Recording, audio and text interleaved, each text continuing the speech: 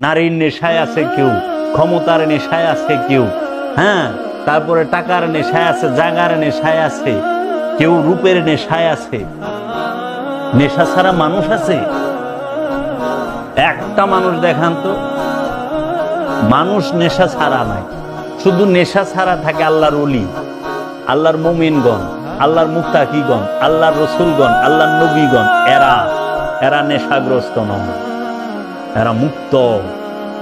এরাই মুক্তি দেবার জন্য ডাকে, আসো তোমরা আমার কাছে 1 ঘন্টা বইলে তুমি মুক্তির রাস্তা দেখবা। ওই যে বলছে না, একটা মুহূর্ত যদি কোনো মানুষ একজন কামেল আল্লাহর ওলির চেহারার দিকে তাকায় থাকে, কামেল আল্লাহর ওলির সান্নিধ্যে বসে, সে 70 বছরের বেরিয়া ইবাদতের থেকেও বেশি তার কল্যাণ হয়, সওয়াব পায়।